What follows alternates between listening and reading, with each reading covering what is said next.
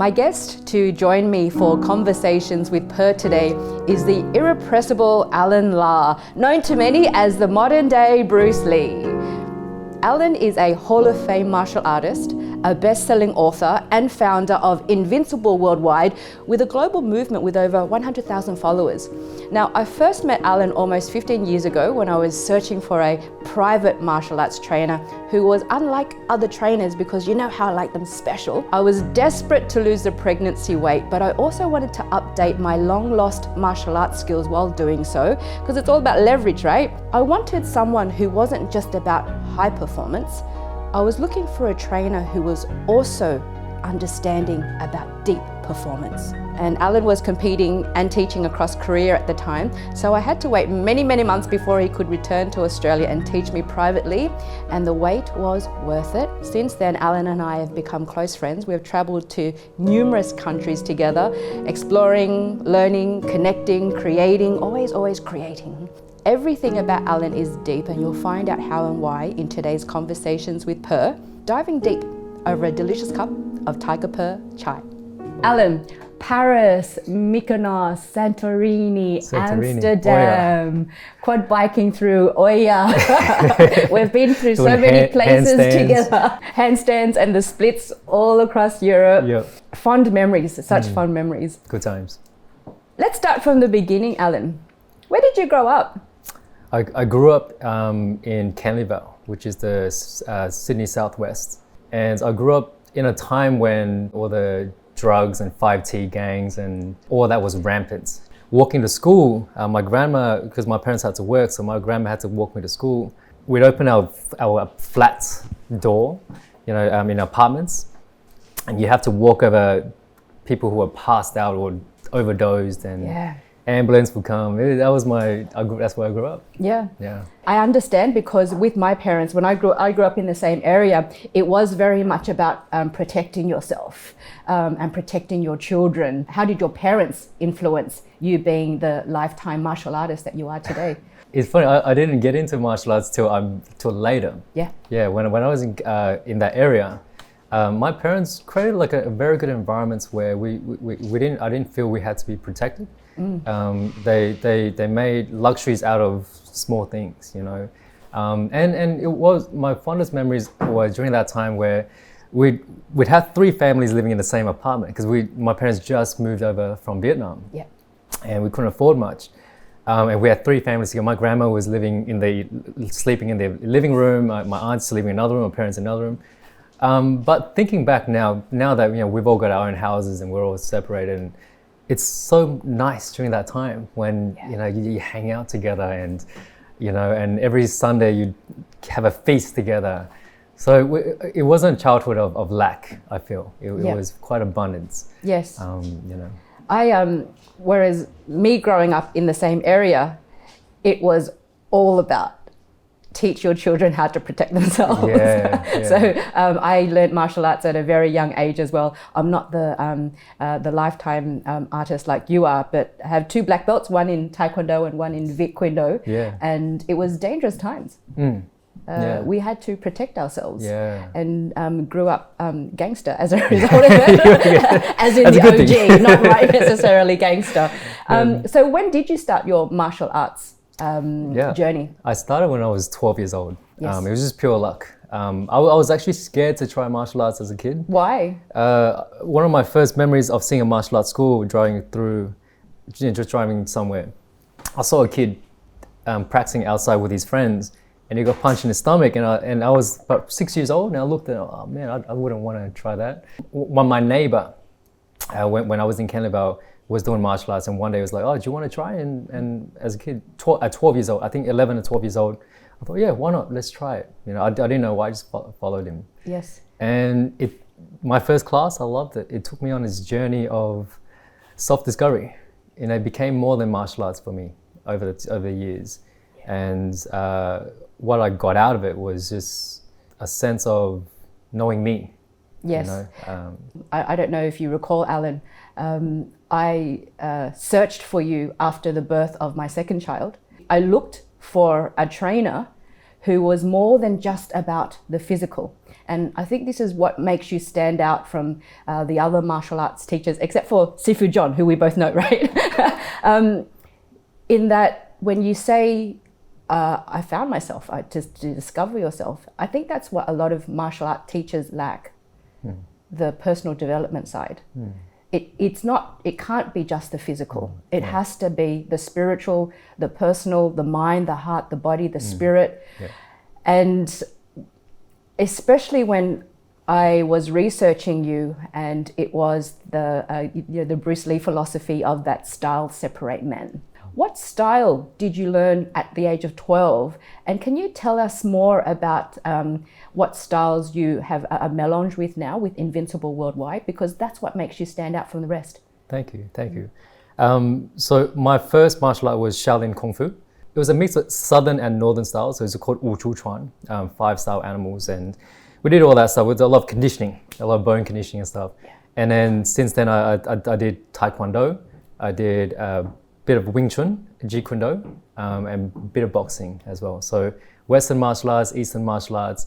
But one thing that kind of changed me was my dad taught me that the word Kung Fu in Chinese, it doesn't mean fighting, right? It doesn't mean to beat somebody down and it's or to compete with others. Kung Fu, it traditionally, in translate, it means perfection through hard work. It means refining yourself, always becoming mastering of yourself. So even the art of pouring tea. I love that. Yeah, like even my mom, she told me this story of back in the old days, they had this master, he was a master of pouring oil. Yes. And he had these massive barrels and he had the little Chinese coins with the little square holes inside. Yeah. And he'd be such a master, he'll hold up and then he'll pour it straight into the hole. That was Kung Fu. Yes. Calligraphy is Kung Fu. Yes. So that's what I got out of it. And watching all the old martial arts movies of like Wong Fei Hong, Once Upon a Time in China, you look at They were the best. I grew up on those too. Yeah, and they were heroes, right? They were martial artists and they were heroes. They were protecting the weak. They were upholding righteousness, and they had honor, they had integrity, versus the villains. And so I looked up to that as martial artists. But then as growing up today in the mainstream, like these days martial arts is about MMA or, and cage fighting and beating other people down. And that's what's the message that's coming out across. And it's a shame because in the industry, everyone's kind of following that too, because that's where I guess all the money is. But I feel, so when I first opened up, I wanted to do something different. If you come into our place, you're getting stronger, faster, more flexible, more powerful, more skilled, more confidence. It's about you. It's about you as a human being, and when you express that and when you find that, anywhere you go, whether it be you play sport, whether you run a business, you're with your friends, you perform better, and that's all it's about. It's not about beating someone down, not about learning kicks and punches or techniques. You can do it anyway. There's so many places that can do that. Yes. But you find yourself. So we have a saying, we call it, we rise together. And when you say we, Alan, are you talking about adults, children, your staff? Who's the we when you train together? We is everyone. We're all humans. Yep. Anyone. From the youngest we take is 4 years old. Yeah. Our oldest is 76 years old. Yes. And from our team, we. Under one roof, we're together. Every member, we ride together. Every member online, we ride together. Every team, every session as a coach, you rise, you improve. Then we inspire together means once you get to a level where you feel you kind of, you know yourself a little bit, you can spread that inspiration. You can go out there, you inspire people and spread that good energy. Because our world needs it. Our world needs more positivity. Yes. And Invincible's life, so we ride together, we inspire together. Invincible's life is a mantra we say all the time. Invincible is an idea. It's not about fighting or strength training or flips that we do. It's an idea. That's fun too, right? It's fun. It's the fun. Kids love that. That's good. It gives them an outlet. But the fundamental thing is Invincible. No matter who you are, what you look like, what your background is, where you come from, how you're built, you can achieve great things. Yeah. And that's the journey I've learned. Like it's all inside us. And we can show people that. They take it to the world. The word that comes to mind listening to you speak is the word mastery. And self-mastery. Mastery is never ending. you get to a point of mastery and you need to master that again. No, this is not a destination. And so it's the next level greatness, your next level greatness, your next level greatness. Yeah. The more you learn, the more you realize the smaller you are. Yeah, how much you don't know. It's infinite. And that's the beauty of it. Yeah. As soon as you say, I've mastered something and there's nothing else to learn, you're stuck. Yes. It's infinite. So last time I checked, I've known you for a while now. Last time I checked, Invincible Worldwide had 100,000 followers or so. Yeah. How has that grown? What are your visions for the future with Invincible? Invincible Worldwide. It's to reach people worldwide, globally. The mission is to be able to literally impact 1 million people, in the next 10 years, and create heart-centered heroes. I call them heroes. Like even our logo is like a little superhero. I believe there's a hero in all of us, and we're trying to find that. We all want to be something in this world. That's why we're here. We're not here just to exist. Yeah. We're not here just to be mediocre and exist and scroll through social media or whatever. Yeah. We're here to do something. But the problem is society and school and conditions, it limits us. It doesn't allow us to do that. And so part of Invincible, I want to open people's eyes to that, to be able to, find themselves and they'll spread that to the world. So yeah, it's something that I believe in. And, Of course, and I believe in you. I know that there are a number of people out there who it's all lip service, right? Yeah. But you're the original OG real deal. So I've been loving watching your journey. I follow you a lot. And what I love the most is your commitment to the youth. What are you finding is a common barrier with the youth of today? Now, I'm talking really young ones, right? When you were telling us the story, how you first saw that person get punched in the gut on the street and you were scared. Is fear a big barrier, and how do you assist them to overcome that at such a young age? Yeah. Firstly, fear is in everyone. Kids have fear. Adults have fear too. You think that as you get older, you don't have fear, but adults have even more fear. From the CEO who owns like a multi-million-dollar company, he's still got fear. He's still got insecurities when I coach him. Kids definitely. Kids, actually no, I'd say kids have less fear until they get to a certain age. When you look at kids under 3, they're limitless. That's where you can learn so much from. They're fearless. They're not scared of what to say. They're not scared of what people think about them. They're not scared to climb and jump. But from what you're saying, where are the influences from? I think it's parents, society, the school system. It's all designed to cage you in, and you don't believe in yourself, and you need to follow, or you need to fit in, and you need to, be like everyone else to be able to fit in. And it's a human nature to try to fit in with everyone else, So I think it's important that we nurture them, the individuality, allowing them to fit in, because that's a human need that they need to fit in, but nurture the individuality rather than saying, you have to do it this way, you have to do it this way. Yeah, fitting in so boring, right? Yeah, and it numbs you. It makes you small, and you don't want that.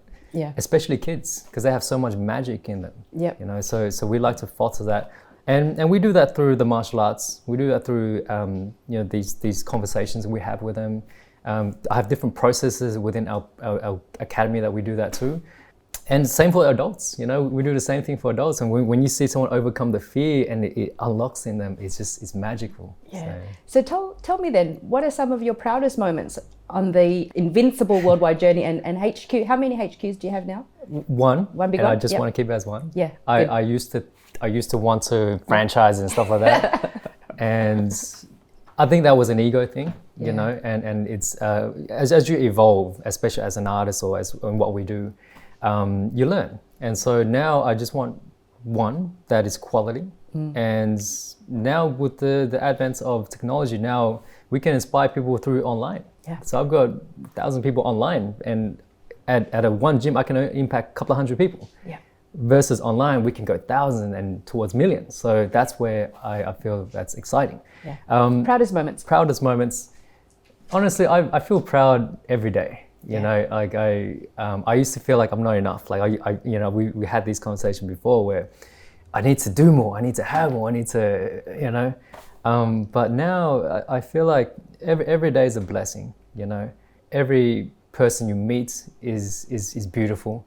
Every moment is just, I feel proud of my achievements, but I don't attach to them, if that makes sense. Yes. I don't feel attached to them anymore. I've done a lot in the past few years, like that I'm quite proud of. You know, I've put out a book. We've got 13 million hits on YouTube, and commercially we've done quite well. Yeah. And you know, for my own family, you know, I'm quite happy. Like when my parents first came to Australia, they were struggling.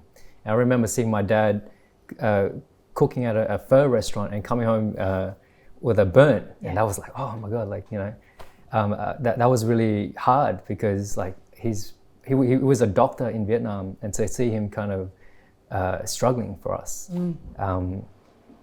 So I've always felt like I need to grow to support them, you know. And yeah, through the company, I've been able to, you know, pay off their mortgage and make them comfortable and stuff. So I've done all that, but yeah, like I said, these days I've learned now. My proudest moments is just seeing every day, waking up and just being able to enjoy the moments. I'm proud of that. I resonate because the conversation's been had so many times. Why don't you franchise Red Lantern? Why do you say, no, I just want one. It gives me the freedom to do a whole lot of other stuff that makes my heart sing. And you want quality. And we want quality. I remember us sitting somewhere in some country in transit, and we were sitting in a cafe, and I said, look how beautiful everyone is, Alan. And we're just looking at the beauty of human beings. I remember that. It was a very special moment. So what are some of your lows? My lows, I've had a lot of lows. And what are some of the lessons that have come from the lows? The lessons got me to where I am now. It's like martial arts. When you're first starting out, they call it you're the brawler, right? Like you're pure. You don't know anything. So you just do the best you can. So my lesson was, before I used to feel like I wanted to change everybody. I wanted to, you know, be the one that has to bring everyone up and change everyone, and you know, like it's very yang, very push. I have to push everyone to get to somewhere. So there are 3 stages in martial arts: the brawler. Then the second stage is where you become very mechanical, where you learn the steps on how to do something, and then you just follow, right? And then you follow the steps and so on. Then the third level is where you dissolve all that, and then you kind of reach another level. So yeah, I used to be very, you know, like that, where I need to push everyone. And then I start to learn, all right, cool, I got to guide now. I got to inspire people and so on. And pull rather than push people. But now I feel like everyone's on their own journey. You know, and that's I'll just sit here and wait. and I just do what I do. And if people like it, they can follow, you know. And in actual fact, it's accelerate everything once you do that. You just kind of let go. And even with my team now, with my new team, you know, I just kind of, this is what we're going to do. And I just kind of allow them to grow on their own while I'm guiding them.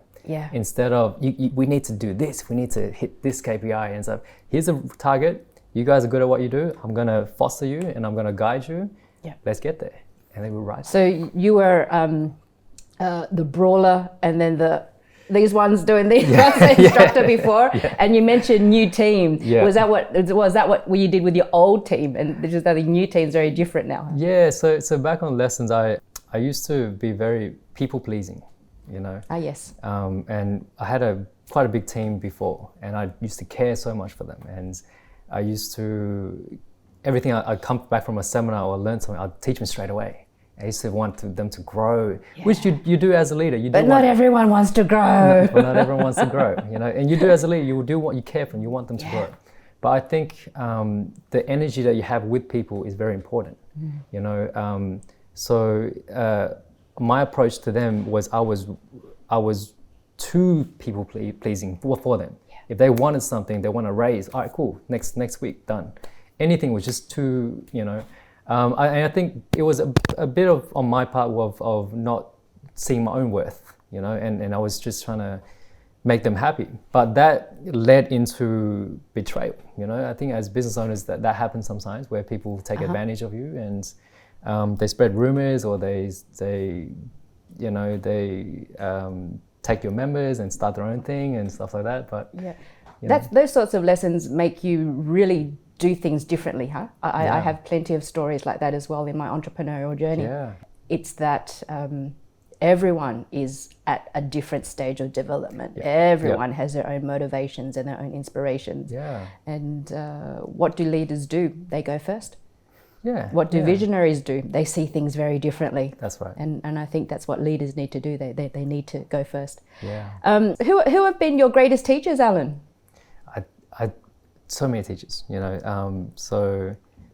First off, you look at the ones who've gone before us, the Bruce Lees, the Muhammad Ali's, and Gandhi. You look at the David Hawkins, and then you have mentors, like our conversations. I love our conversations, and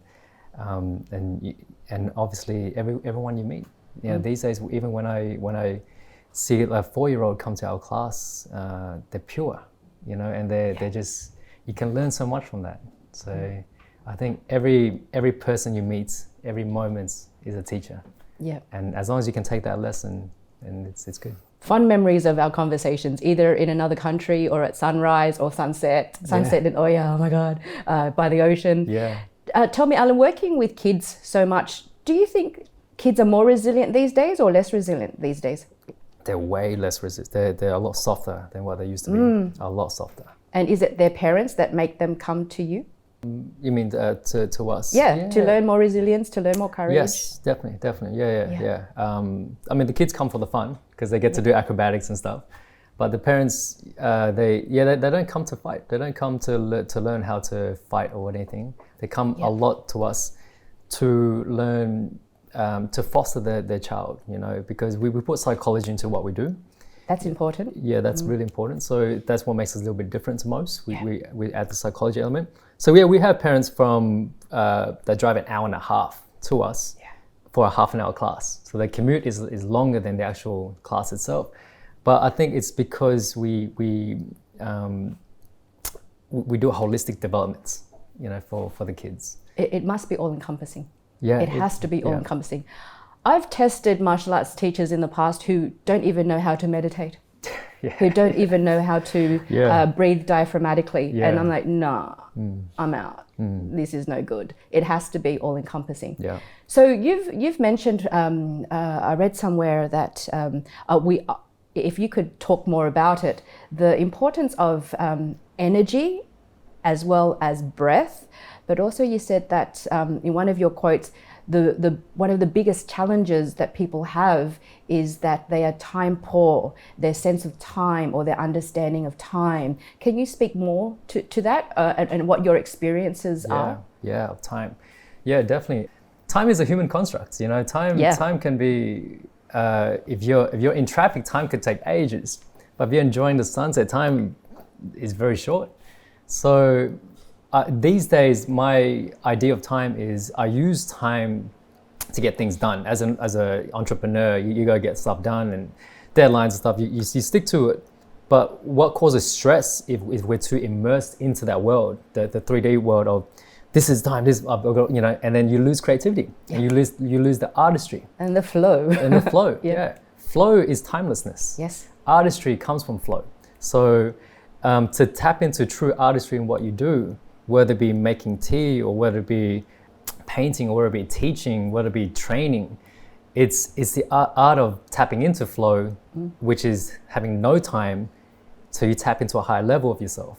And that's when creativity or source or whatever flows through you. And time bends. And you can bend time, exactly right. I was teaching that this morning to my quantum group. You can bend time, this is how. Yeah, exactly. I love that. Yeah. And what about the energetics and the breath? Breath is where, they say chee is where, is how everything flows. And when you direct your breath is where you control it. But what I'm learning now actually is there are 3 or multiple levels of how we can approach anything. So let's say martial arts, for example, you can approach things with muscle, like the muscular, right? And just force things and you apply that to life where it's like, I've got to force things, and that's yang energy. Then you have, in martial arts, you have the skeletal system, where you go from muscular into skeletal, which is structure, right? Yes. And what I'm learning from Wing Chun, it's structure. Structure is a lot stronger. That's why I've used to train with these old ladies, the grandmas, but they have the good structure. They can blow you away, you know, so it's powerful. And so structure is the idea of more, I guess, not pushing, but more pulling, you know, if that makes sense. And there's another level now, there's the etheric level. So you have the muscle body, the skeletal body, and there's the etheric body. Etheric body is more the spirit and the intention, where you're projecting a vision and so on. So when you're fighting someone, it's actually more about relaxing than trying to muscle them. Someone's throwing a punch, you block them, but you sink and you relax. And when you sink, you're going with nature, you're going with gravity. Gravity is the strongest thing. So a lot of times boxers or Western martial arts, we like to use our pivot and punch and so on, but it's all using muscles, you know. Which takes up a lot of energy. It takes up a lot of energy. And you get tired really quickly. You get tired and you're not flowing with it. Yeah. So and now I'm learning from, whether it be martial arts, whether it be entrepreneurship, artistry, whatever it is to relax and allow energy to flow. Yes. Rather than trying to control it. I practice that as much as I can, being a small female who is not as strong as a big male opponent. Don't have to be, I have to tap into my frame. Yes. I have to tap into my structure. I have to tap into the chi. That's right. And it all connects with the breath, the three intelligences. Yep. The gut intelligence, the heart intelligence, and the mind intelligence. And what connects all three intelligences is the breath. It's so very, very important. And then we get to slow down time. Yes, that's right. And then life gets really fun. It's beautiful. And we can fit more in. Yeah. What does an extraordinary life mean to you, Mr. Invincible? Extraordinary life. I think extraordinary life, it means different to everyone. But I think ultimately, I mean, for me, I can only speak for myself. Extraordinary life means you're happy with yourself, you know, and you are happy with every moment. I'm not there yet. I'm not perfect. I still get moments where I get a bit stressed out and stuff. But to be truly happy with every moment, connected to something bigger, right? In every single moment, we can either I try to master myself in terms of, in every moment I can be little Alan, which comes from the ego and comes from, there's a need, there's an attachment to things. Or you can come from big Alan, which is attached to the universe. Expansive Alan. It's expansive, it's infinite. And when I meditate on that, it's like we're one with everything. You know, I am the dirt, I am the tree. It's like there's a connection that you feel, and that's what makes every moment extraordinary. And from every moment that you make extraordinary, your day becomes extraordinary, your week becomes extraordinary, your month, and it's to years, and then your life. I think the last many years I've learned it's just a journey, you know. And if I had to put it together, I was thinking about it the other day. It's something I've coached my students years ago, but now it's on another level, where I used to tell people there are 3 levels that I see people grow in martial arts, but you can apply it to life. Yes. In martial arts, you see people start with amateur, right? So the first level, you're an amateur, you're just learning to become fitter, you just want to, you can't even do your first push-up yet, that's an amateur, you know, you just starting out. Then the next level is, I see people become the athlete. The athlete is competitive. They want to get bigger, stronger, to try to beat other people. It's a competitive world. The whole industry of martial arts right now, I feel like they're there, you know? So there's MMA, UFC, and obviously school owners are following that as well. There's the athlete, and what the athletes do, they compete. Yes. The next level is the artist. The artist transcends all of that, right? And the artist, from a martial arts perspective, is we go through mastering ourselves rather than trying to beat other people. And we master every technique, every feeling in the body, you know, the breath and the focus, and, you know, you can master every inch of your muscle and so on. And then in applying to life, that's when you appreciate every moment rather than trying to compete and try to attach yourself to ego or status. And, you know, people can say, oh, I've won these many championships, I've won these many awards, or I've got these many black belts. Like, we get a lot of people come to us and say, oh, I've got 6 black belts. But when we train with them, you know, your vibration is here. Yes. You know, it's different. You know, so that, to me now, that's where I see extraordinary life is becoming the artist in everything you do. Yeah. From the way you walk, from the way you write, from the way you create, the way you spend time with people. It's artistry in everything you do. And I think that's mastery of yourself. Yes, love the word mastery, love the word artistry. I often think about leaders becoming the example. You got to lead by example. Yeah. I get asked that a lot, how do you lead? We must lead by example. What I'm hearing a lot of today is that can we start wanting what we already have instead of keep on wanting more and more and more?